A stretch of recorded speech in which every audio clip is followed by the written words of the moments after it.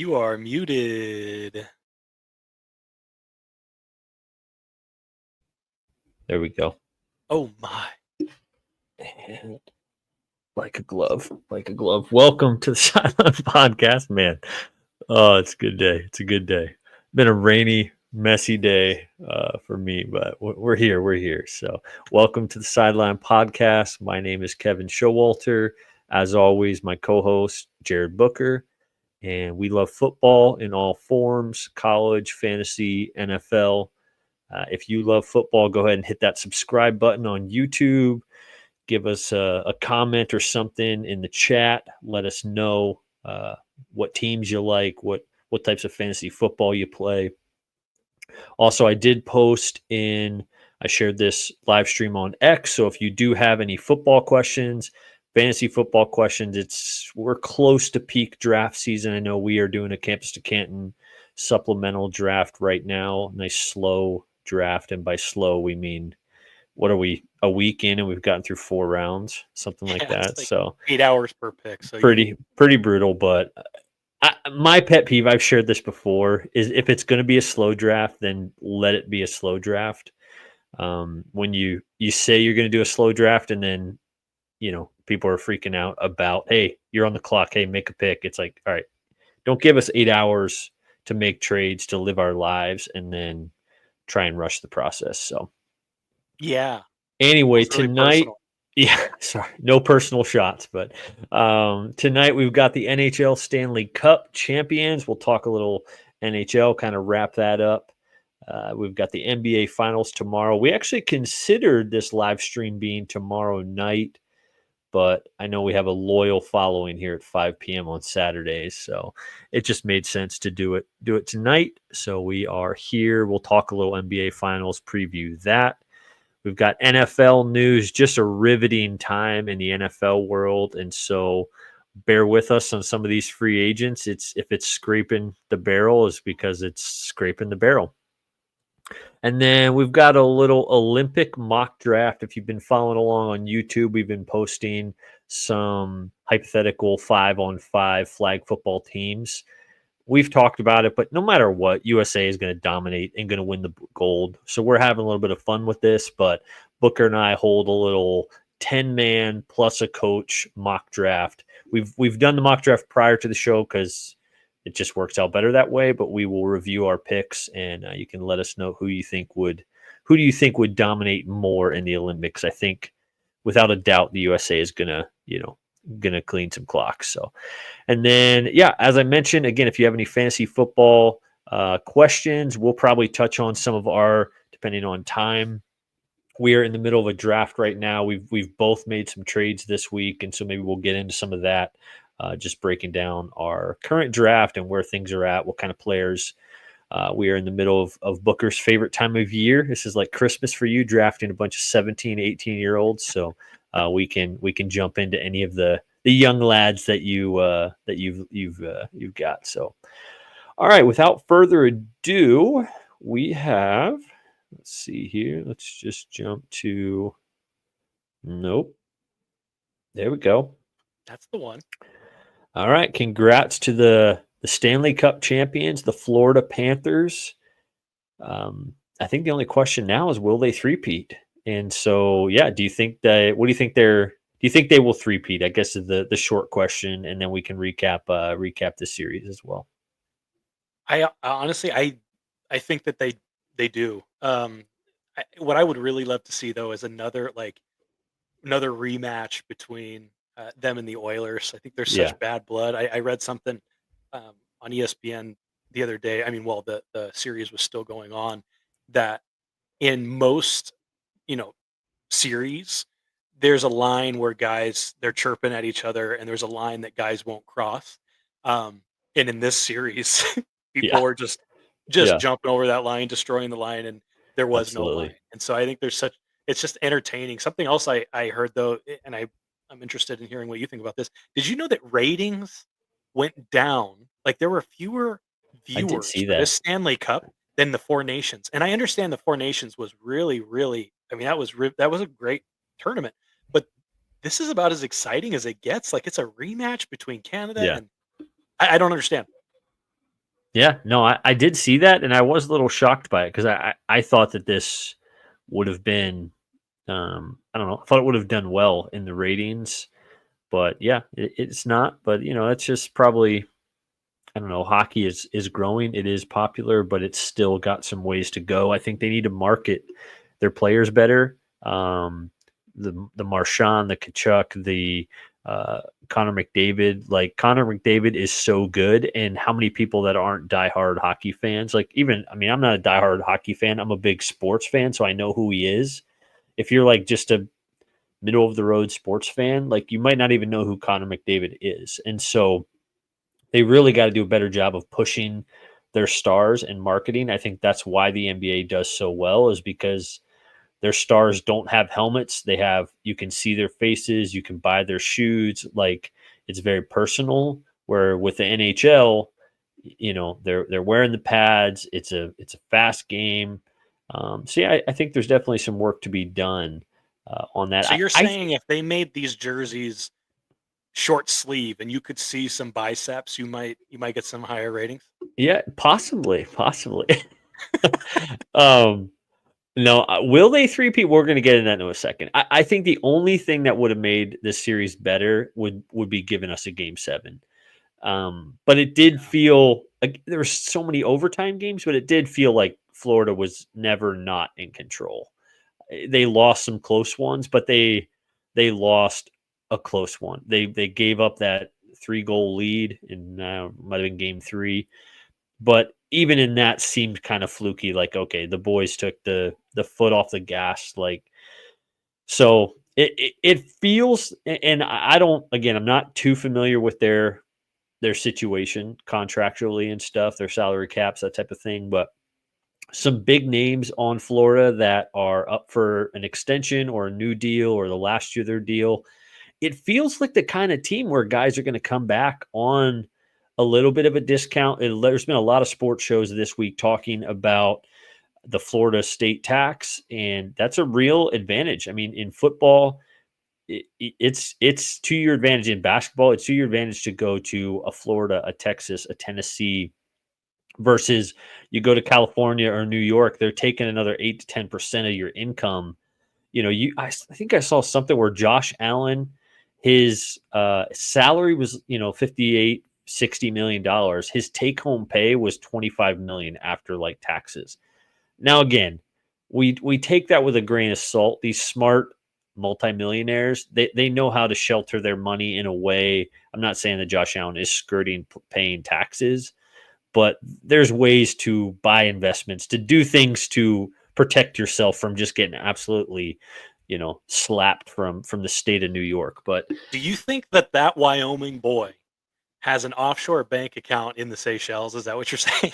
not that. I mean, buying real estate properties, buying Yeah, yeah. investing in things that you still own it, where there's some and again, we're not CPAs here, so I don't know, but I'm sure that they have very smart people helping them keep as much of that as possible. But when you just see the raw data, it's brutal. So again, we've rabbit trailed far off of the NHL by now, but I do think Florida has a decent chance of bringing back players, and like a Marchand, a Bennett, they might come back just because, hey, the camaraderie, the state taxes, and I think this is the type of team that is just going to want to stay together. And so let's move ahead here to our next slide, if you've got it.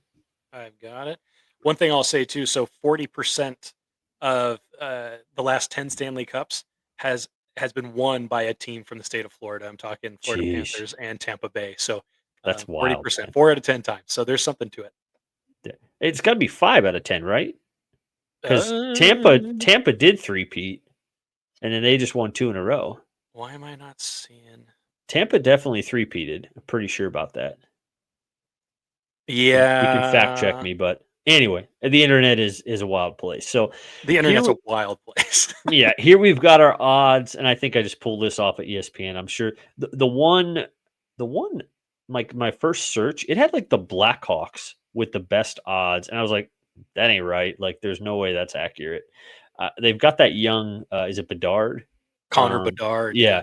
but like surely he's not at that level yet where it's going to push them into a stand, like, hey, they're the odds on favorite for next year. So from ESPN here, there are, this is pretty chalky odds, I would say. These were the top teams this year. It feels like a lot of them are going to be back. But yeah, who do you like to win the Stanley Cup next year? If you were a betting man on any of these teams, who would you be taking to win the Cup next year? I know you kind of already said it that you think Florida could. How about we answer it this way? What's a team outside of Florida that we think has the best chance of these listed? So if I was a betting man, it would be the Florida Panthers. But outside of Florida, well, okay. So if I was betting with my heart only, it's Edmonton. Watching Connor McDavid lose again in Florida to Florida, Yeah, like that brutal. guy has some high. He's just a high character dude. I'd love to see a cup uh, in his hand, Yeah. and not just one full of Molson or whatever. But if I were to put money, I think either Carolina or Colorado. And I know, like, I'm going right down the list, but Colorado between McKinnon and Makar, defense and offense, I think they've just got a stud team. Um, Carolina, Slavin, and they've got a couple of other guys. I don't have their roster in front of me. I like them as well. So I would be willing to put money on the Stanley Cup winner being in the top four. I'm pretty confident of Okay. this list here, which I guess so is Vegas. Yeah. I mean, I'm out on Carolina. Just watching them getting beaten up in that series. I don't think you can play a finesse style of hockey, and I could be wrong on that, but I'm not as familiar with how. I mean, Colorado plays probably pretty finesse too. Like it seems like they've got like fast skating type of players. Again, I don't know, but I think it's somebody out of the West. Like for instance, if it's Florida versus Carolina in the finals next year, I see the same thing happening. There was a quote that said, I don't remember which Panthers player it was, but they said that Tampa Bay in the first round was actually the toughest series for them. And so maybe a Tampa Bay or it might have been Toronto or Tampa. Anyway, let's move along here. One final thing on NHL. We did reach out to Stay On Point. We got Andy P. Congrats on winning our bracket. We did send you a response. So again, we will be in touch hopefully soon. At Chad Jackson 85, hit us up. ESPN probably hasn't dinged you yet because the series isn't over, but you are officially our winner on the NBA side. So thank you, Andy, for your patience. We did see your message today on X, and we will be in touch soon. Let's move along here. We've got Game 7 tomorrow night. This is going to be awesome. I mean, my son's excited. I'm excited. And yeah, this is going to be awesome. I think the pressure is on the Thunder without a doubt. And it feels scary to want to, like, I wouldn't want to be the Thunder in this game because the Pacers, like what I have here in my notes is it feels like the Pacers have one more comeback in them.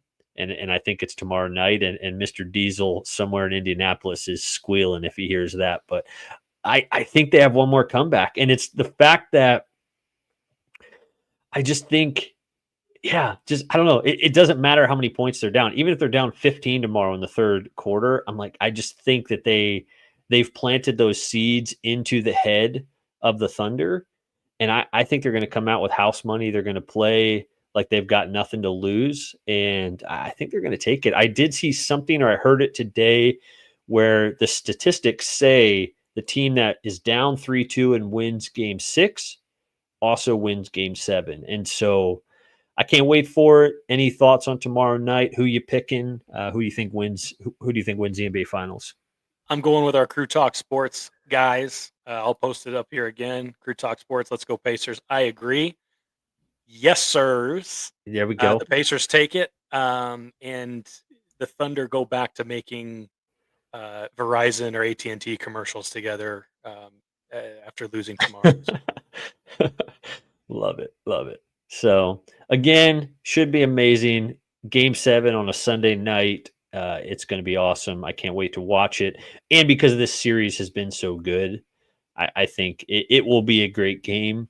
I just hope it's not a blowout. I mean, I guess if it's a Pacers blowout, but either way, I want to see a close game down to the wire. I don't, I'm not a fan of either of these teams, but you want to see, even if we can't get a buzzer beater for the win, you want to see it come down to the wire and feel that end of game pressure. Either team could win, all the marbles. There's nothing better in sports. So we love that. Again, reminder as we move into some NFL stuff, if you have any fantasy football questions, I put a little ask me anything Q&A. We've never really done that, but any Q&A stuff for Booker or I, we will answer probably most questions unless it's something completely off the walls. But yeah, if you want to ask us anything about the two of us or fantasy football type of questions, football in general, this, as you're going to see with these three free agent signings, it is a dry time in the NFL, but we're going to keep going strong, talking sports, talking football. Probably going forward, going to put it into gear of a lot of fantasy football talk, rankings. It is going to be peak draft season here in July and August, and so helping you guys be as prepared as possible for any redrafts, best balls, campus to Canton. Feel free to fire away. We can be a sounding board for your thoughts. So we got Jair Alexander, and this is similar. It's funny. We had the two running backs signing last week. We've got Jair Alexander, and then we've got Damon Arnett signing with the Texans by way of the Houston Roughnecks. He probably, didn't have to move, didn't have to change lockers, borderline. He just moved right on over to that. And yeah, he's kind of got it here in the chat. Is Alexander the additional piece that gets the Ravens to the Super Bowl? The Texans defense is no slouch as well. And so my question for you, Booker, and feel free, Crew Talk, to chime in on the chats as well. Anybody else? Which defense do you think got better from these signings? I did look it up. Damon Arnett, future first round pick. This is like a poster child for the UFL. Hey, come resurrect your career in the UFL. Go back to the NFL. It seems like a great story. I don't know how he's going to do, but which defense do you think got better? Is it Jair in Baltimore or Damon Arnett for the Texans? I think I'm going to go with the Ravens. I do think that Alexander is the piece that gets them not to the Super Bowl though, because the Buffalo Bills are going to go. Um, but yeah, I think that Jair Alexander. I mean, when you pull that defense up, they've got Marlon Humphrey in the back, Nate Wiggins, Jair Alexander. They also Yep. have Kyle Hamilton at safety, and they drafted Malachi Starks. Yeah. That's a pretty Yeah. nasty back end. So, and I know Yeah. that you've got Derek Stingley Jr. And now Damon Arnett, and apparently, yeah, like you said, first rounder out of Ohio State back in the day. One thing that is going for Damon is apparently his middle name is Elroy, and so I think it's kind of hard to Solid. not just be an absolute thumper in the back with a middle name like Elroy. So Yeah. It will be interesting. I posted, or maybe I was posting, I was responding to somebody on X, but uh, I'd be curious who plays slot, who plays the nickel for Baltimore. Do they move Wiggins inside, or do they move, like, Jair's probably never played the slot because he's been such an outside shutdown guy. But as he's getting older, you think they want to keep the younger legs on the outside. I mean, I think he would do well in that transition. I just don't know if he wants to. You hear a lot this week about, hey, a 1-year prove it deal, sign for some, one last big contract. It will be interesting to see in Baltimore who plays that slot position, both for future financial implications and do they, I think Marlon Humphreys is pretty versatile as well. So I could see them putting him over there, being a good team guy. But yeah, this Baltimore defense should be elite. I would say there's no more excuses for Baltimore. Like, you have to get past the Chiefs this year. Even if they lose to the Bills in the conference finals, you have to get past the Chiefs. And not by past the Chiefs, I just mean further than them. Whether they actually beat them, you can't lose to Mahomes again with this good of a defense. As much as people want to ragdoll Jalen Hurts for having a stacked team around him, he also got the job done with that stacked team. And so Lamar, I'm not going to say is a choker, but he's not getting the job done. The Chiefs were vulnerable last year, and these teams couldn't. The Bills, coming at you now too, but your Bills and the Ravens, I think they had teams good enough to beat the Chiefs last year. it came down to coaching and quarterbacks that didn't get the job done. And so Lamar, you're on the clock. Josh Allen, you're on the clock. You guys have both won MVPs. If not now, then when? Obviously, you stay in the NFL long enough, you're going to get a chance, but they got to get it done this year. I think it's a good signing. And then again, the Texans are a sneaky team. Will Anderson Jr., they added CJ GJ. He is talking his talk, which again, you love CJ GJ when he's on your team, like last year. But when he goes on to other pastures, man, it's like, man, this guy just starts running his mouth, and he is very confident in the Houston defense. And when you look at the talent on their defense, it is close to a Super Bowl worthy defense. If Will Anderson takes that next step, Stingley on the outside, CJ GJ on the back end. Again, Stroud, you could say the same thing. He's a little younger, doesn't have the MVP accolade, so he's got a little more runway before the media will really get after him. But he wants that. He's about up for that next contract. You go out, you go on a Super Bowl run or take the Texans to the conference championship. All right, you're going to be getting, the mega bag instead of the Sam Darnold type of bag. So he's going to get paid, but I just think it's a big year for Stroud as well. So one other free agent, this guy's awesome. And we mean no body shaming, no body shaming, Ari Merov and all the other NFL insiders. We've got, let me not mess up his name, Harrison Mevis, the thicker kicker. 6 foot, 240 pounds. I almost put his combine photo on here. You can go ahead, internet, and look that up. Absolute unit of a man. Again, another story here from the UFL. And it was funny, after we signed off last week, it was like the UFL championship happening last week. And we had no idea. And so just, again, UFL, you got to partner up with the NFL somehow. You need to be a feeder league, two-way contracts. Like, I'm pretty sure Jordan Ta'amu had an amazing game in the championship game and nobody knows or cares. And so that, I think that could help him. I could easily see him back in the league. Big guy, strong arm. But yeah, I'd love to see a two-way street for NFL guys to kind of rehabilitate. Hey, you had a bad injury, go play in the UFL for a year, come back stronger next year. But no body shaming here for the thicker the kicker, but this is going to be awesome to see. It's the Jets. So, like, how many field goals is he going to be kicking? I don't know. But, the defensive-minded coach, you got to think they want to play good defense and win some of those 13-10 type of games. So, I don't know how good it'll be, but obviously 20 out of 21 in the UFL is nothing to slouch at. Who's what's the Cowboys kicker's name? I don't remember. I just got something to say about this gentleman.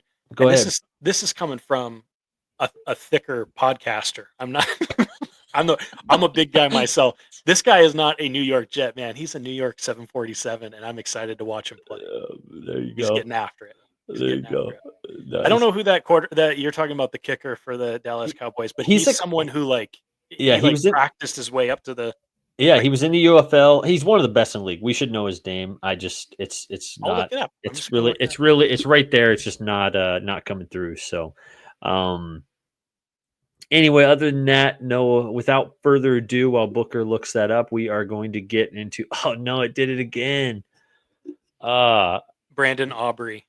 I got to figure out this slides thing, man. It's cutting off my thing. Anyway, we're gonna keep it moving. Again, let us know if you have any comments. Well, maybe not comments after you got these cut off slides, but any questions about fantasy football. You have any fantasy football drafts coming up, or just football questions in general, or any questions for Booker or I, we'd love to answer them. Or if you have any tips on how to get these slides to show up without cutting them off. Yeah. Go ahead and DM us. I thought I had it nailed this time, and then it looks great still. I did. Yeah, thanks. All right, so our mock draft here, as you can see there, the coach is a little cut off, but we each drafted sort of an offense and a defense for the Olympics in 2028. Check out our YouTube videos on the podcast. You'll see a lot of the same names. It's just a YouTube short, so a little 15 to 30 seconds of your life, but check that out as well. But this is a mock draft for Booker and I, so we're going against each other here on fielding the perfect team for 2028. So without further ado, here's our picks. All right. Where'd it go? Oh, there we go. My bad. Go ahead. All right, so you're on the All right. clock So first. Who'd you take? Why? I got Josh Allen, and a little bit of it is because I am uh, a Bills fan, but also MVP last year, um, 3,700 yards, 28 touchdowns, only 6 interceptions. Um, he tied. He was tied for second, or no, I mean he was in second place for QBR at 77.3. I love his wheels. Um, Obviously, a cannon for an arm, and I feel like in flag football, you just toss that bad boy up and go. You have to have a little bit of maneuverability, which I do believe he has, but he also has that cannon to get it downfield in a hurry if need be. So I went Josh Allen. And the internet is probably going to have a field day with you. This might be your viral moment, man. As I look down to your coach, who is currently deceased. Oh So no, I'm we fully aware that he's deceased. okay, okay. I just looked that up. I was like, does he know this guy is dead? But I'm Yeah. sure Okay. you'll have something to say there. So I don't want to steal your I, thunder, but I was like, okay. oh Okay. man, we're about to No, get you're good. roasted by the internet here of picking a dead guy as our coach. So we'll Yeah. let you explain what you mean I by will that here explain. in a I will second. explain. So all right, I went pretty Eagles heavy here. Not I wasn't going full homer, but then as I got down through there, I was like, all right, well, I got to take Blankenship to get my exciting whites. Anyway, first pick, I'm going Jalen Hurts.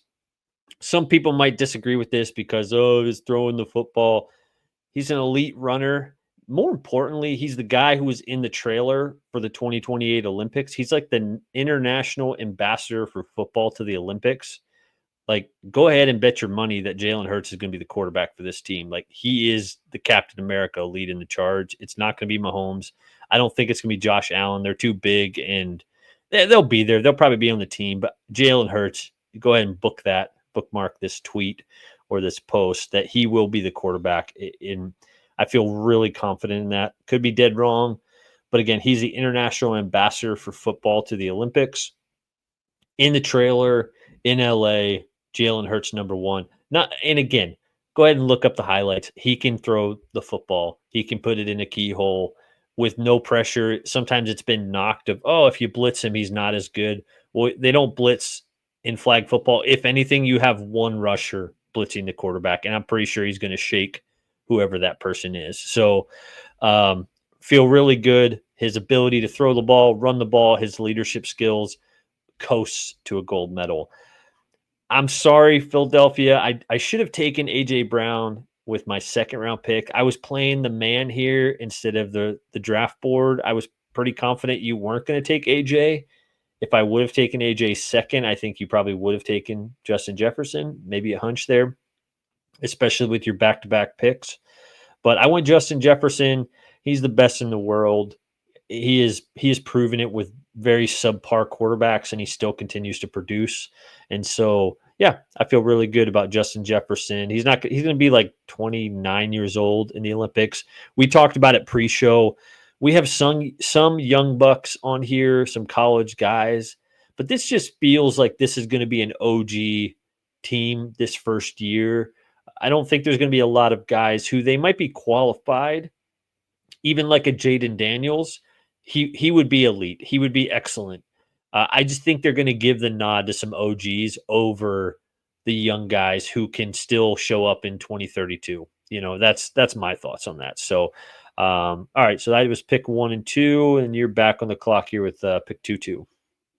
All right. No brainer. Jamar Chase. Uh, First in receptions, first in yards, first in touchdowns last year. Um, do I need to say? Do I need to say anything more? Nailed it. Um, I think that it's not about necessarily physicality, obviously, in flag football. So Yeah. the shimmy matters, and I think Jamar's got that shimmy. So um, going with them at my 2-2, my 3-1, Bijan Robinson.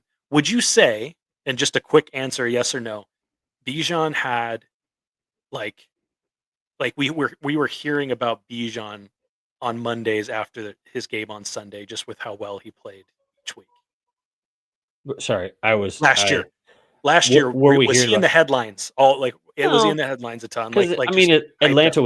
Atlanta was trash, so probably Yeah, but no. he was still 4th in carries, 3rd in yards, and tied Yeah. for 5th in touchdowns. So I think that, yeah, Atlanta is trash. Hope maybe they won't be this year. I don't know with Michael Penix behind the helm or at the helm, but Bijan Robinson I think has so much more in the tank, and he's not been able to get utilized. He's also got great hands, so you dump it off if you need to, and he's got that shimmy shimmy as well. And I realize, not that my team will forfeit, I am going to have to make a pivot here on our ninth round. Full disclosure, we should have put this together more more time before we went live. We were both a little rushed on our schedules, but I do not have Your a wide league. receiver is still I, alive. I do That not wide have. receiver is He still is alive. alive, but I didn't draft a running back, and so I am going to pivot from Ryan Williams in the ninth round because I currently don't have a running back, and I do think they will be utilized a little bit, even though it is going to be more 7-on-7 throwing the ball. So I could see like do they actually do they actually take running backs to the Olympics is a good question because you're not going to hand the ball off. You're So probably required to. You're probably required I to. don't think you are because even the linemen, like I think the lineman is going to be Brock Bowers in this situation. Like your linemen are going to be your tight ends, or it's 5-on-5. So I think you've got a pass catcher. I mean, you could put your running back as your snapper and then have three wide, but like you're not going to line up in the pistol and hand the ball off in flag football. So That's a good question. all right, I'm back on the clock here. Third round, AJ Brown, Micah Parsons. I want to jump you here on getting a defender in the fourth. So I just think he's so fast. I've posted the video twice of him just absolutely mauling Bryce Young, and one because Bryce Young is like tiny in stature, but then like the speed at which Parsons comes off the edge on that play is insane, and so again, will you have a line that what I want in a linebacker on this team is you're going to have to cover, but you're also I need somebody like speed is paramount, and so you've got to be able to have history of getting to quarterbacks, understanding you're not taking him to the ground, but understanding quarterback tendencies, and so I think you have to get an edge rusher who makes 30 to 40 million per year. Again, will they be able to learn how to pull a flag over taking somebody to the ground? Yes, absolutely. These are best athletes in the world. Like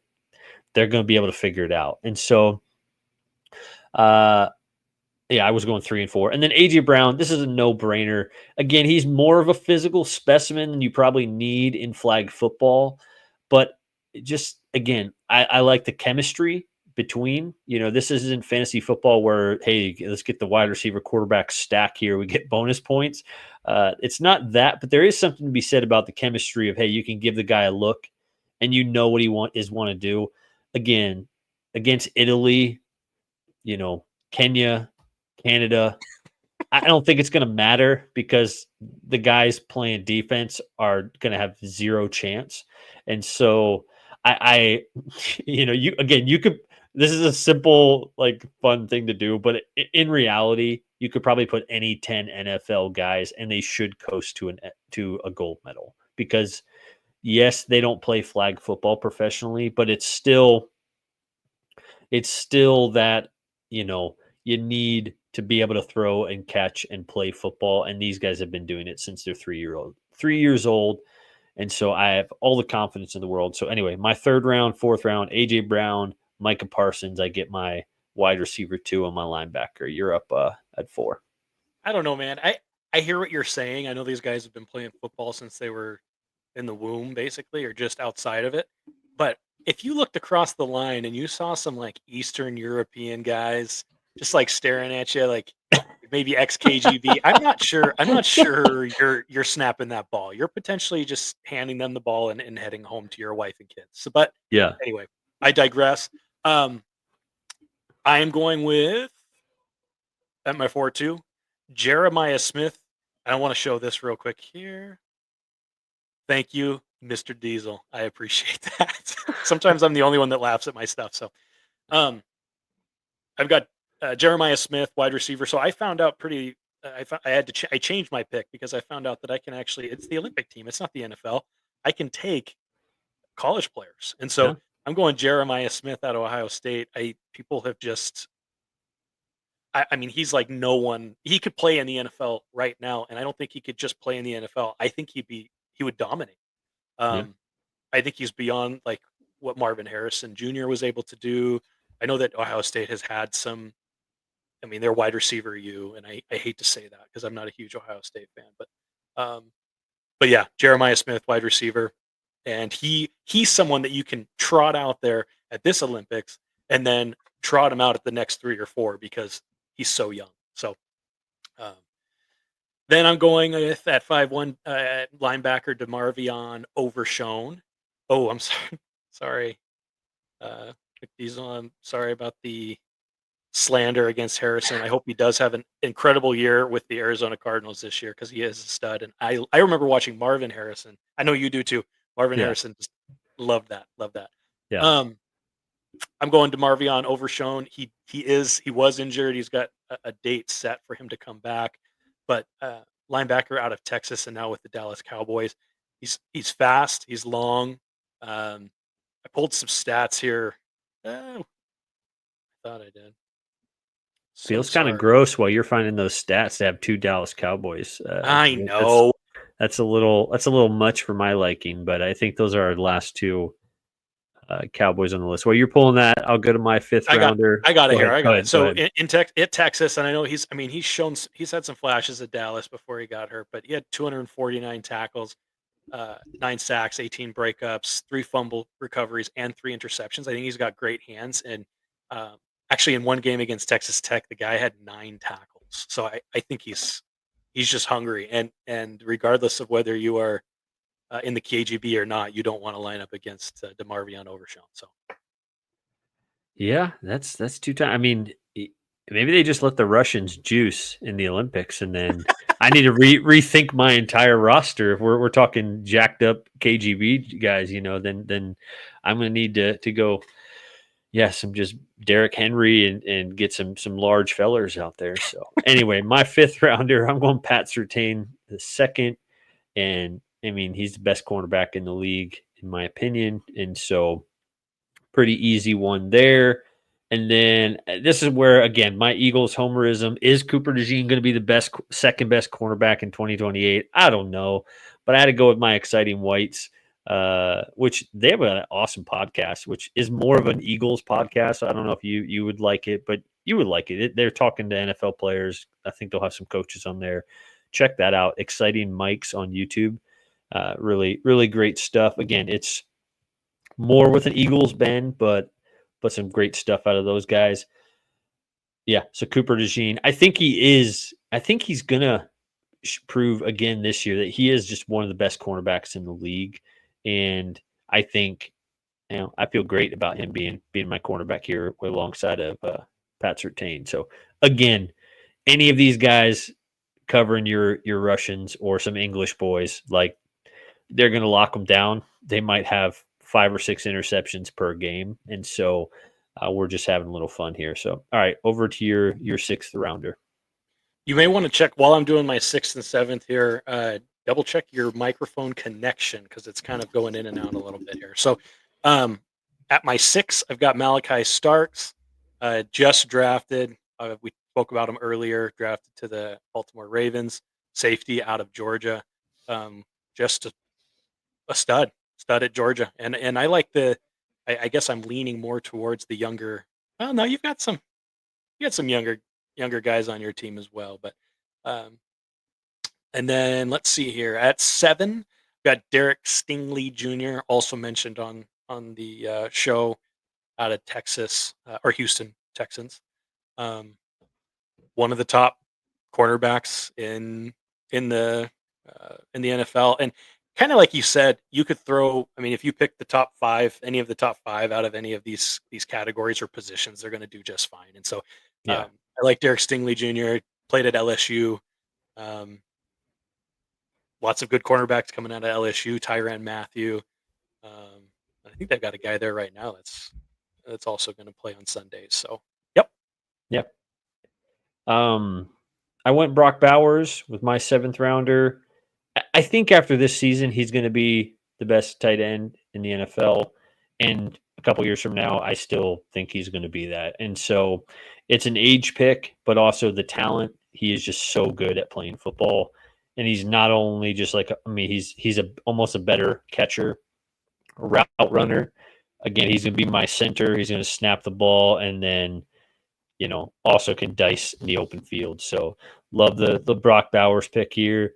Then I had to complete the exciting whites, Reed Blankenship on the back end, to be my second or my first safety.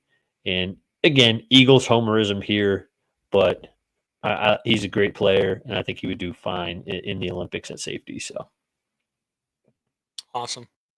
I've got my next pick, round 8, Trent McDuffie, quarterback out of Kansas City. I think what I'm realizing here is that I've picked players out of teams that I despise. So I've got Jeremiah Smith, Ohio State, DeMarvion Overshown, Dallas. I did like Georgia. Stingley's fine, but I've got Trent McDuffie from Kansas City, stud last year. Obviously, did not have as good of a time in the Super Bowl, but you cannot deny the talent there. And at round 9, I've got Caleb Downs. I think has a pretty good chance of being the Heisman next year, Ohio State safety. So yeah, no. taking him. You think? Yeah. Sorry, we got a rabbit trail. You think Caleb Downs is going to be the Heisman next year? No. I think he's got a good chance at being. Okay, let me rephrase that. He's got a good chance at being in the room. I don't know that he'll get Heisman, but he's like one of the top. I think he's one of the top most talented players. Yeah. On the field. You drinking that Travis Hunter Kool-Aid, but I don't know, man. I don't know. I don't see it, but hey, it's your list and your prediction. So, but it's my fire world, away. man. It's my world. All right, 9th rounder here for me. Again, it says Ryan Williams. I'm going to pivot here since we did say we were taking a running back. We if you missed that part, but there is some debate here on whether the team will actually take a running back because you're not going to run running plays. So Ryan Williams might be the pick, but since we specified that we're taking a running back, I'm going to go Jahmyr Gibbs. He's who was in our video. He's so fast. He can pass catch. He's young. ACLs will still be good come 2028. And so, yeah, I think Gibbs is an excellent running back to take to Los Angeles. And again, you could put a lot of running backs there, but here's my this is what's going to make us gold medal winners the most. I've got Daryl Doucette as my coach, not from an X's and O's, but this is a little bit of a shout out to the man who has paved the way for USA flag football. I know he's a little salty dog that he thinks he can throw it better than Mahomes, which is just inaccurate. But he does know the game of flag football, and so I like him as our coach to scheme up some funky flag football plays that these players could execute to a ridiculous level. And so he also gives me, if you've seen Longest Yard, a little, is it Brucey? You know that the guy Brucey from Longest Yard? He's like the backup quarterback. He's the backup quarterback, and so like the starter gets hurt, and he's like, "Brucey's time to shine." And he like goes in there. So that's what I envision here. Like if Jalen Hurts rolls his ankle or something, he's probably still not coming out of the game. But Daryl Doucette would be Daryl's time to shine. So I like him as our coach. He could be our quarterback too, even though I'd probably rather just throw like Gibbs at quarterback and then have him just run it. But we'll say Daryl Doucette is our coach / quarterback too, just to give him a little love. Love it. You still there? Go ahead. I think we might be having some audio difficulties here. Do I sound like I am a robot inside of a tin can at the moment? Yeah, it's unfortunate. All right. Oh, whether I have a weird voice or not, I'm putting this up here. Crew Talk Sports. Thank you, sir. If you can hear me in my weird robot voice. I agree. I'm gonna just continue on here. I don't know. We're having some audio difficulties, but we'll get that figured out for next show. But just to clean this up here, I've got Tyler Warren, Penn State tight end who got drafted. I believe he's on the Jets now, right? Oh, should have looked at that. Um,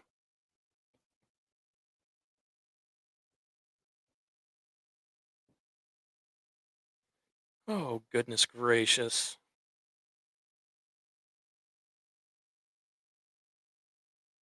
No, it looks like so sorry everyone. Looks like he's on the Colts. That's my bad. Yeah, so there you go. That's for you, Mr. Diesel. I'm taking Tyler Warren, tight end for the Colts. He is a freak athlete who can not only run it, but or like run routes, but he's good at blocking. He's just a freak athlete that would be able to you could put him in a lot of different positions, and I think that he would do well. And then for my viral moment, I am fully aware at pick 11, I picked head coach Mike Leach. I am aware that he's no longer with us, but I wanted to honor him. Oh, looks like we lost Kevin. I picked Mike Leach because he is the mad scientist, and um, he's probably got a playbook somewhere in his items that he left behind um, that would show exactly what the United States of America needed to do with their flag football team. So I'm going Mike Leach. Um, yeah, I apologize, everyone. If you're still here with us, it looks like we've lost Kevin and the slides. Um, So I do apologize for the technical difficulties here. We may just need to cut it early. Um, but yeah, thank you for coming. I mean, this was the final thing we were going to do, so um, this works out well. Follow us on X at the TSP community and follow Kevin at TSP underscore Kevin and myself at TSP underscore Booker. We're also on YouTube posting different shorts about random things that we have opinions about. So feel free, as always, to comment, like, and subscribe. Appreciate everyone for being here, even here at the end where we had some technical difficulties. So enjoy the rest of your weekend, everybody.